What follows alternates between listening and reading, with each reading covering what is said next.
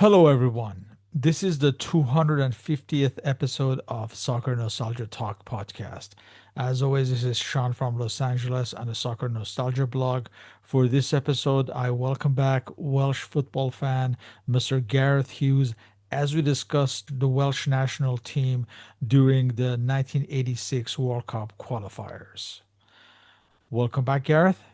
Thank you very much, Han. Good to see you again.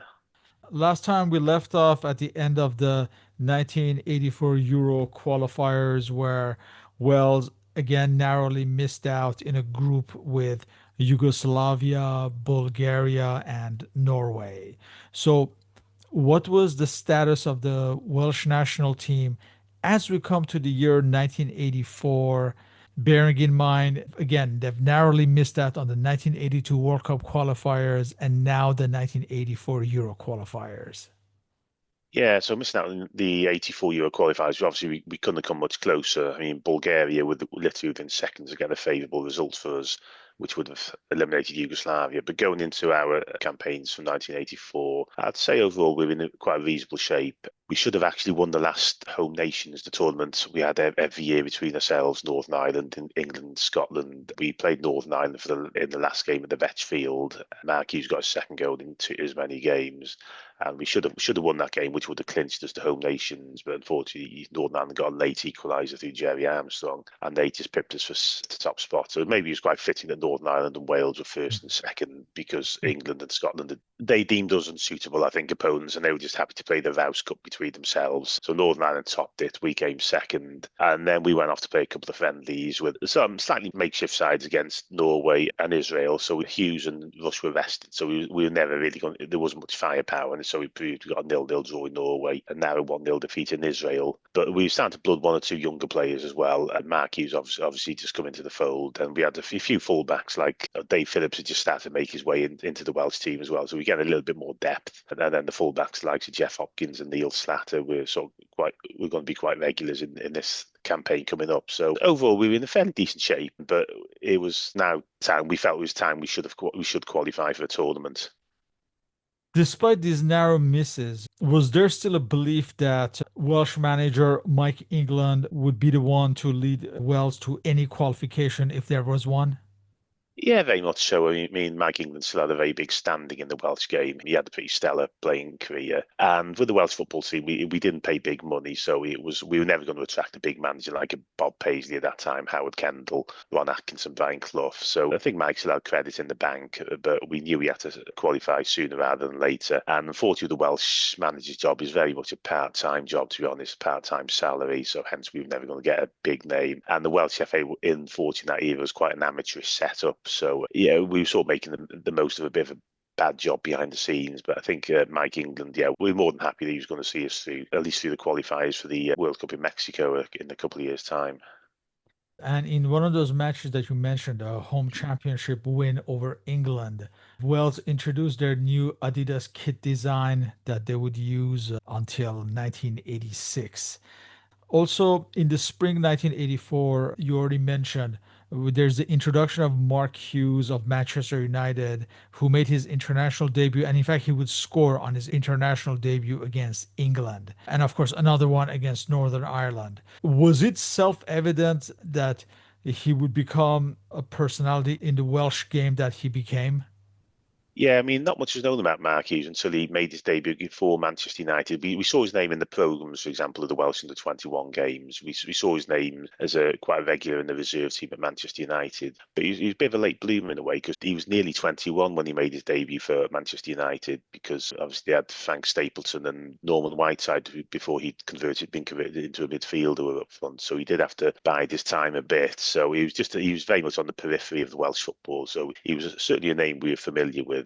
But when we saw him in the first couple of games and when we saw him play for Manchester United for the rest of the 83-84 season, we knew he had quite a serious player on our hands. He did score on his debut in a cup tie against Oxford United. He obviously scored on his Wales debut a few months later. And he was a different type of forward to Ian Rush as well, whereas Ian Rush had pace and there's always goal-scoring prowess and was probably as good a forward as any in Europe at the time. Hughes was a lot more of a physical striker, but technically a very good striker as well. And they could both think different things, and a forward line we thought would be as good as any for the next 10 years regarding Welsh football. They're both, because they're completely different styles. They did complement each other quite well. So we were starting to get well stocked now in the forward line, whereas before, if Ian Rush was injured, we were in a bit of trouble. Now, at least we had a very good backup striker or not backup striker, but a partner in Mark Hughes to go alongside him.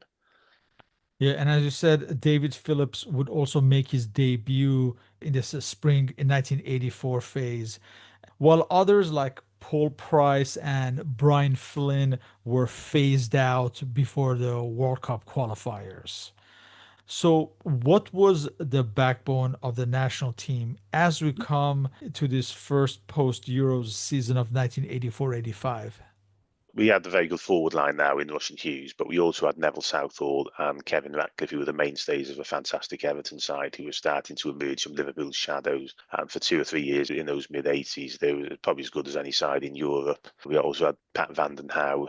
He came into the fold a little bit later in that campaign, but he was a very old school, no nonsense Everton centre. He could play full back or centre half, so he was a big plus when he came into the setup. We had the experienced Chelsea duo of Mickey Thomas and Joey Jones, who'd again established players in the old First Division. Peter Nicholas was the mainstay in the engine room of a very good Luton Town side at that period in the mid 80s. Kenny Jackett was playing for a very good Watford side that had been very successful since coming up, and they'd had a season in Europe and obviously got to an FA Cup final after numerous consecutive promotions. And obviously, like I said, Dave Phillips had just secured a move to Manchester City. So we started to get a little bit more depth to the side as well. Robbie James, Stoke City, were a very good servant to Welsh football in midfield. And so we had a pretty strong starting 11 at least now, and one or two useful players as backup. So we felt we had a solid enough squad to challenge for the qualifiers for the 1986 World Cup.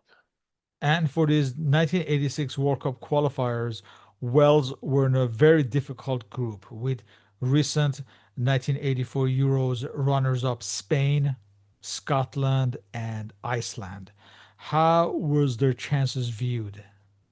I'd say pretty strong because it was obviously, like I said, it was a four-team group, but two teams qualified, unlike the Euros of the previous term when only one team qualified. So there's a strong probability of us qualifying. Obviously, we were quite familiar with all our opponents as well because Scotland we played on an annual basis in the home nations. Spain we played in a friendly a couple of years earlier in Valencia, and we got a very creditable 1-1 draw there. Iceland, obviously, we played in the qualifiers for the previous World Cup, so there shouldn't have been too many surprises for us. We knew what to expect from our opponents, so whilst it was a difficult group, we probably wouldn't have said it was any harder than the previous groups when we had, say, Czechoslovakia and the Soviet Union for 82 and Yugoslavia, Bulgaria for 1984 qualifying. So I would say that we did certainly fancy our chances. We didn't think there's anything to fear. A very hard group, but nothing for us to fear.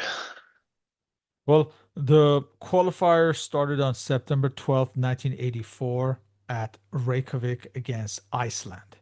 Now, Ian Rush would miss this match through injury.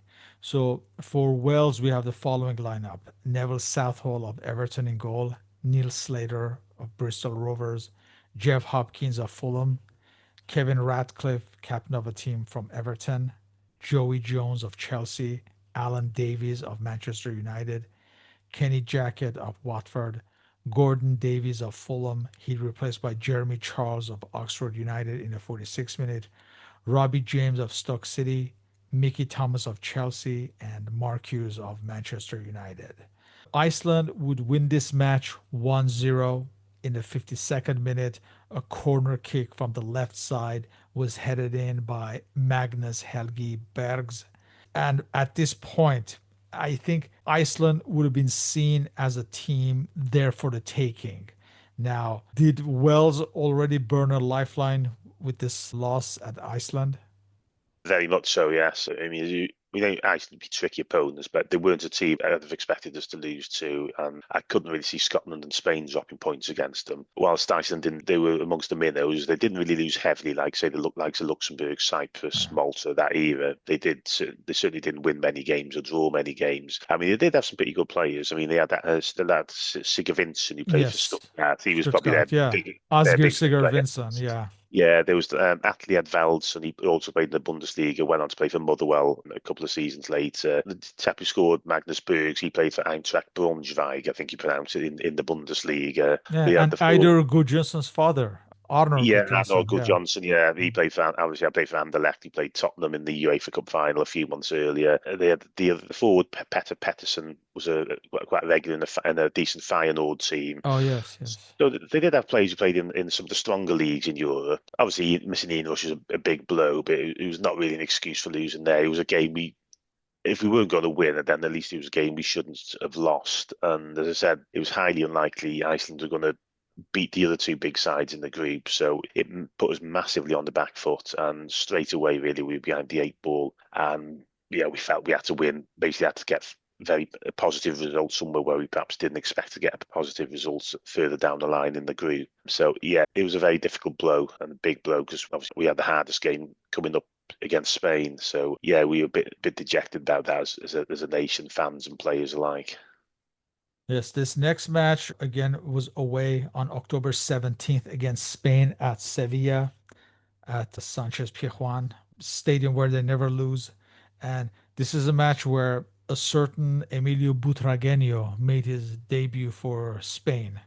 So for this match, again, Ian Rush is missing. We have the following lineup: Southall, Slater, Jeremy Charles, Ratcliffe, captain of a team, Jacket, David Phillips of Manchester City, Robbie James, Peter Nicholas of Crystal Palace, Mickey Thomas. He'd be replaced by Nigel Vaughan of Cardiff City in the 60th minute, Alan Curtis of Southampton, and Mark Hughes.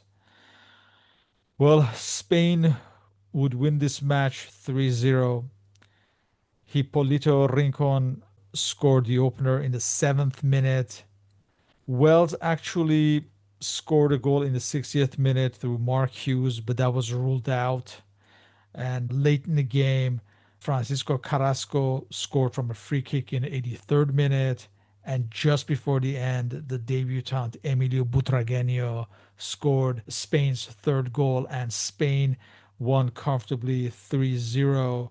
We should point out that this was Nigel Vaughan's 10th and final cap. His first cap had been 1982. So this is two matches, two losses. And do you think people were already resigned to non-qualification after this second straight loss? Yeah, realistically, I thought we were out of contention already. You don't really. It's very hard to qualify from a four-team group, 6 matches when you've already lost your first two. It was always going to be our most difficult game. That was Spain, and as you said, the Rincon scored a very early goal, which was the last thing we needed really without Ian Rush. And Neville Southall had to make several good saves in the game. You correctly said Mark Hughes had a goal disallowed. I do remember that, and I thought it was a bit harsh. It was a bit of a 50-50 with the Spanish defender Merceda. And I think Mark just came out. He was a very strong forward, and I think the Spanish forward just bounced off him. Mark Hughes trademark volley. I thought that was harshly disallowed. I couldn't really, unfortunately, see us winning the other 4 matches consecutively. And Spain scored 2 very late goals. One was a superb free kick. Then Butragueño scored on the break. So I was resigned to us not qualifying and not going or not taking our attempts to qualifying deep into the group. And with our recent record against Scotland was not very good either. And Spain don't drop many points in qualifying. So yeah, we certainly had it all to do from the end of '84 onwards. But we just relying on either Spain and Scotland trying to drop as many points as possible between them by then. Ian Rush missed these two first important matches through injury. Was it obvious that without even a key vital element, there was not enough depth to make up? Yeah, very much so. I mean, any side's going to miss somebody like a forward like Ian Rush. Unfortunately for us, we had Gordon Davis like in as backup, Jeremy Charles, but he was being converted into a centre half by then. I mean, Gordon Davis was probably as good a forward outside the first division, but he wasn't in the same league as say Ian Rush. But other countries like say France, West Germany at the time, Italy, England, Spain, if they missed a player of Ian Rush's stature, they had adequate cover to replace him, whereas with Wales we didn't. So yeah, basically Rush couldn't come back soon enough for us. The following month, on November 14th, Wales hosted Iceland at Cardiff at Ninian Park. So for this match, Ian Rush is back. So we have the following lineup: Southall, Slater, Jacket, Ratcliffe, captain of the team. Jeremy Charles, he'd be replaced by Jeff Hopkins of Fulham in the 25th minute. David Phillips, Robbie James, Mark Hughes, Ian Rush of Liverpool, Mickey Thomas, and Alan Davies of Manchester United. In this match, Wales took the lead in the 35th minute when Jackett's free kick from the right was headed across to the left to Mickey Thomas to score. Iceland would tie the match early in the second half in the 54th minute. Welsh defenders attempted tackle. It sent the ball towards Petr Pettersson, who scored Iceland's equalizer. But 8 minutes later, in the 62nd minute, David Phillips's cross from the right was headed down by Thomas towards Mark Hughes to score, and Wales won 2-1. Important win, narrow win. And again, this is a match at home where, for goal difference purposes, Welsh should have probably won with a larger margin. But I guess at this point, a win's a win, and they were satisfied with that. The calendar year at least ended on a positive note. And early in the new year, there's a friendly against Norway at Wrexham that ends as a 1-1 tie before the next qualifier on March 27th against Scotland. This one's away at Glasgow at Hampden Park. We should point out that Scotland had started out impressively. They had defeated Iceland at home 3-0. They had defeated Spain 3-1, though a month before this match, they lost to Spain 1-0. For this match on March 27th, 1985, we have the following lineup: Southall, Slater, Jackett, Ratcliffe, captain of a team, Joey Jones, David Phillips, Robbie James, who had joined Queen's Park Rangers at this point, Peter Nicholas, who had joined Luton Town, Ian Rush, Mickey Thomas, and Mark Hughes.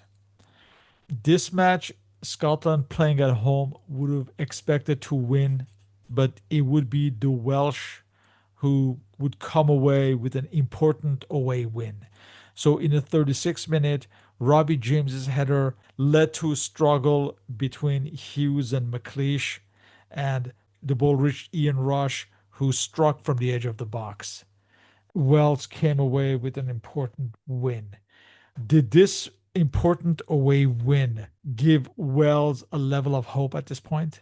Oh, absolutely, yeah. Because as you said, Scotland lost the previous month to Spain, so they after this game they had the same record of us as 2 wins and two defeats. But obviously, they had a slightly better goal difference because they had a far bigger win against Spain and against Iceland. It was a very impressive Welsh performance because it was a superb goal from Ian Rush, as you said, from about 20 yards. I don't think any keeper would have stopped. Peter Nicholas came back into the Welsh side for this game, and he added a bit more quality and a bit more bite into the midfield because there's a very strong Scotland side with the Liverpool contingent of Dalglish and Steve Nicoll had obviously coming to the Scotland team, Alan Hansen, Souness, although he'd just left to Sampdoria. And they had a strong Aberdeen contingent as well, who were a very strong side, both in Scotland and in Europe. Probably not a game we expected to win because it was our second most difficult game in the group that we'd have said at the start of the campaign. So to get a win there was a massive boost for us because we knew going into the game against Spain in April, if we had a positive result in that match, then we could even top the group by then. So come away from Scotland against a side whose recent record against was very poor. We hadn't beaten them since probably the mid-70s. So it was massive for the Welsh football team to get a result there, and it certainly put us back on track, and we're ending the season on a very positive note. And there was a game we didn't really have a lot of trouble with either. And so it was very, very professional performance, and everyone from 1 to 11 was superb in that Welsh jersey that day. And it's certainly one of our best ever victories, still to this day, I'd say. The Everton contingent of Southall and Ratcliffe were having a magnificent season, soon to be joined by Pat Vanden Hauwe. And they would win the league title and the Cup Winners' Cup that season and narrowly missed on a treble. Was it a source of national pride when the likes of Ian Rush at Liverpool and now the Everton players were shining in Europe? Yeah, it was absolutely, and also you got the Manchester United duo, Mark Hughes. You had Alan Davies, who was fairly regular in the Welsh team up until around 83, 84. He was a tricky winger, and so we had 5 players who were playing for probably the 3 biggest clubs in England, and they used to go deep, and they went deep into Europe pretty much each season they were in. So to get them playing against good players in Europe on a fairly regular basis was always going to be a massive benefit to the Welsh football team.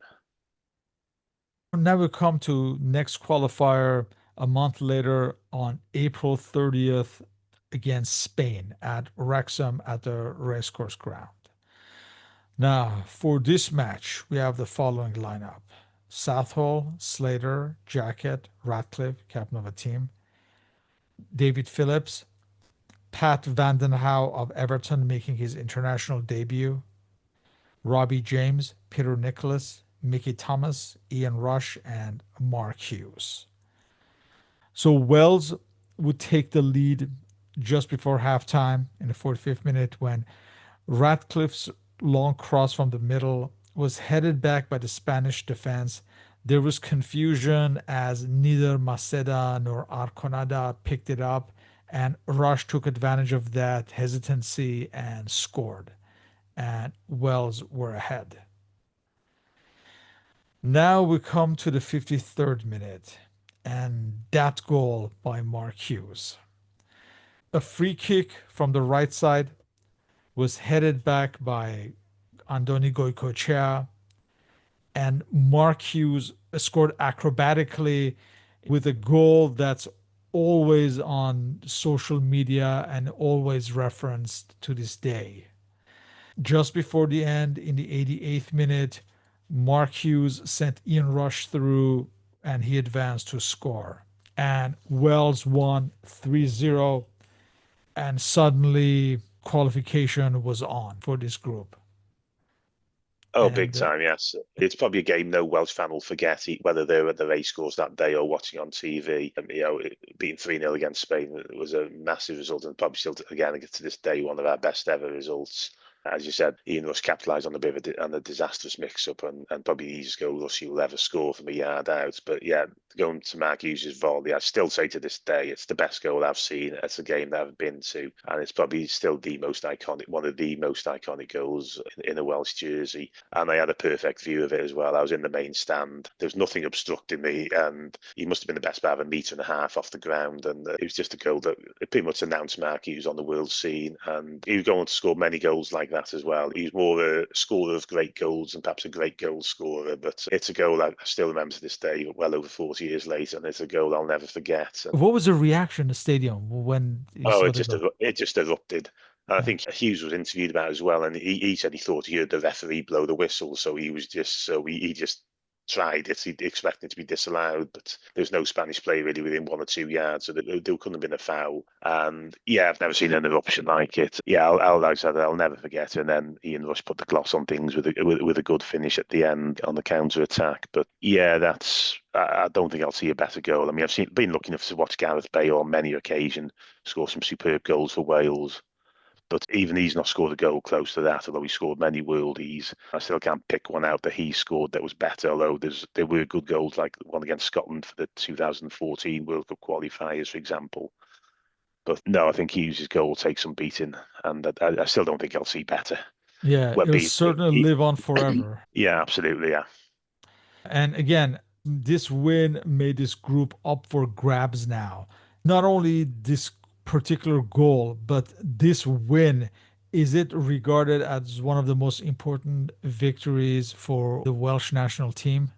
Yeah, and the things just started to fall into place because we'd had two superb victories. As I said, Pat van der Nouw was a very good addition to our defence and the team as a whole. And we've started to get, obviously, we were getting momentum because we now won 3 games on the trot. So, I mean, confidence was sky high because we certainly finished that season far better than we started it. Well, now we were top of the group, so we felt there's no reason that we couldn't qualify now. Wales ended the season with a friendly away at Bergen against Norway. They would lose 4-2, but Clayton Blackmore of Manchester United would make his international debut, as well as Chelsea goalkeeper Eddie Niedzwiecki.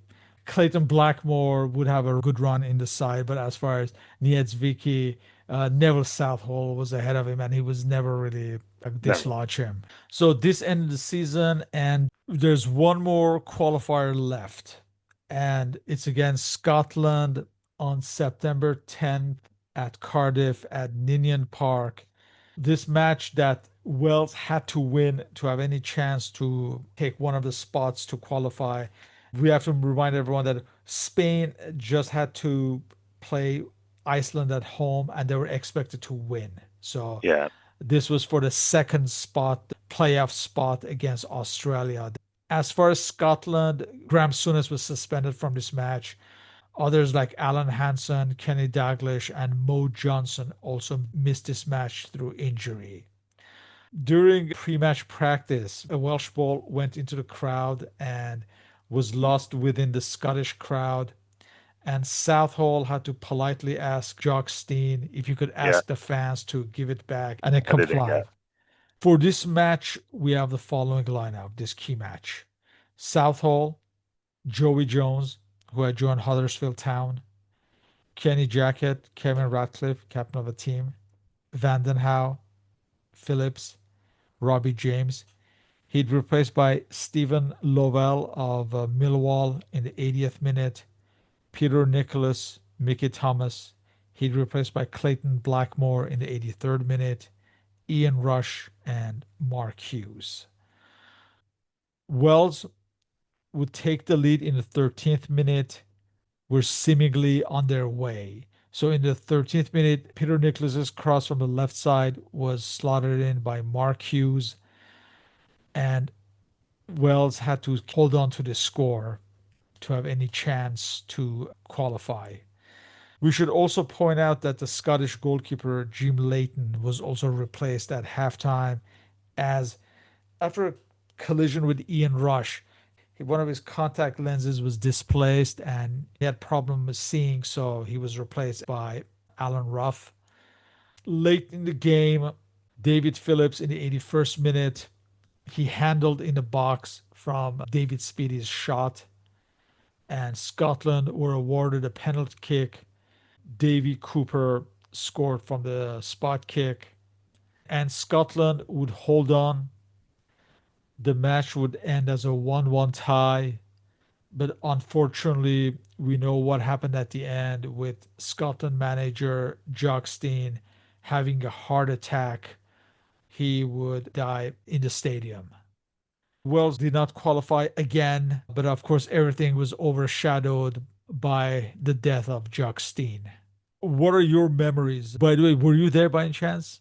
no, it was a game I watched on TV. So obviously, it was, like you said, he was played at Cardiff, but it was actually a game that should have been played at the racecourse Wrexham. And Mike England, the Welsh manager, wanted it played at the racecourse because the racecourse was deemed as our lucky ground, and we hadn't lost a game there since the late 70s, and that was to a very good West German team. But unfortunately, that goes back to the first question, really, that you asked me about the Welsh. When I said the Welsh FA is quite an amateurish setup because they realised Ninian Park held 10,000 more and a big, massive contingent would come down from Scotland. So I think they were looking for a quick payday and a quick, big payday rather than the bigger picture of had we have won at the racecourse, then we'd have made it. You're right, because apparently they said that the extra gate receipt from this match, it reportedly kept them solvent for 4 years.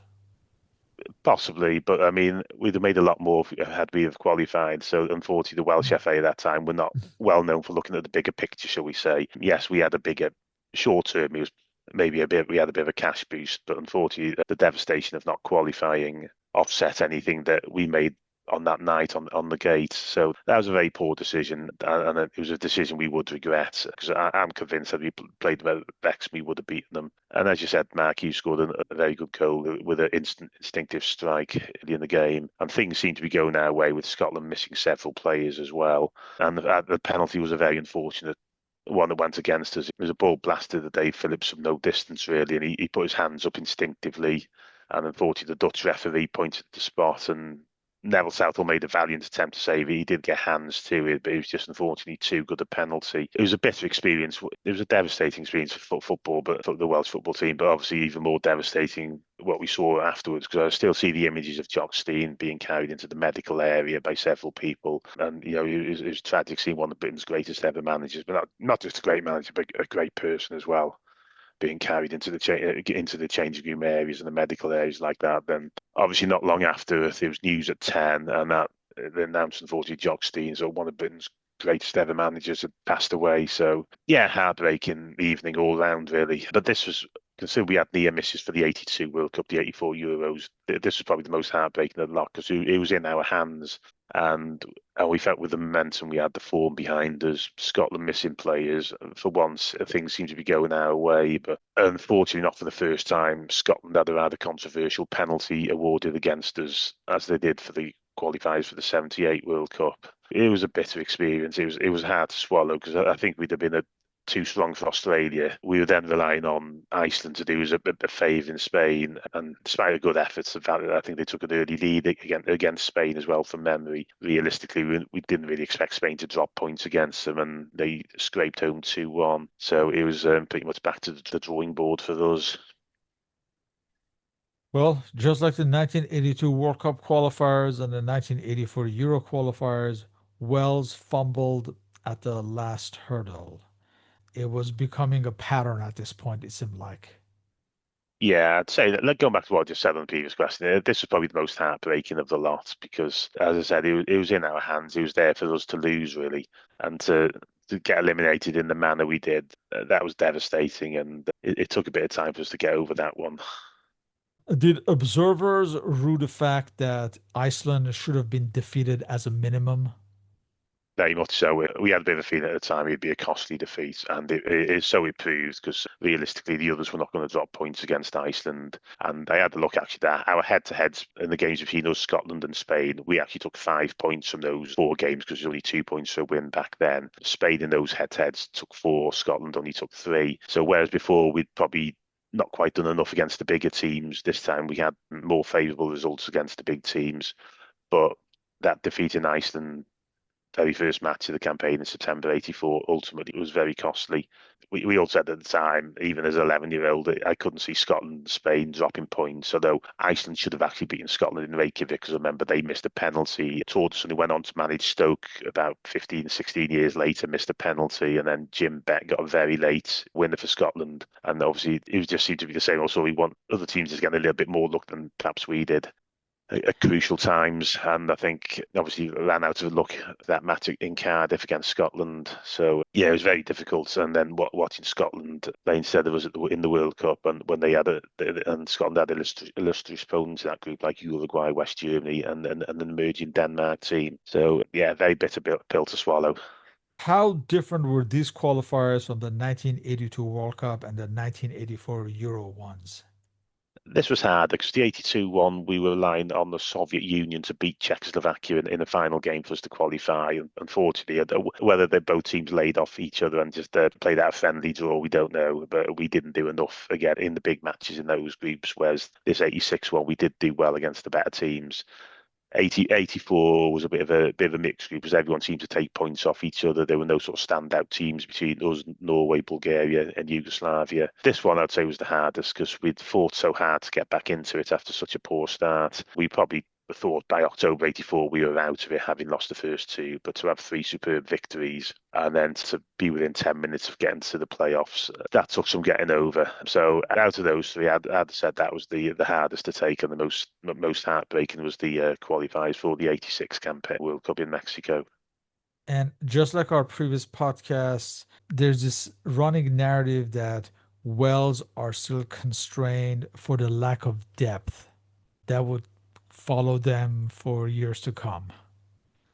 Yeah, well, I'd look in this camp at the stats for how many players we use. We used 17 players in this campaign, but I think 6 players had played all 6 games. We had another 4 players who played 5 games. Rush played 4 games, and the other 6 or 7 players played 1 or 2 games each. Scotland, for example, if we had Ian Rush or Mark Hughes injured, we didn't have any backup really of any note. Where Scotland, their forward line, for example, you had Graham Sharp and Kenny Dalglish were probably their starters for that group. If they weren't available, you had Andy Gray and David Speedy. If they Mo weren't available, Johnson, yeah. Mo Johnson, Ali McCoist, Steve Archibald. He was playing for exceptional Barcelona team, so they had 7 superb players vying for 2 positions, whereas we just had 2. And then we relied on people like Jeremy Charles, who was a makeshift, who's starting to become a makeshift centre half. Steve Lovell scoring a lot of goals for Millwall, but unfortunately that was only in the 3rd division. Gordon Davies in the 2nd division for Fulham.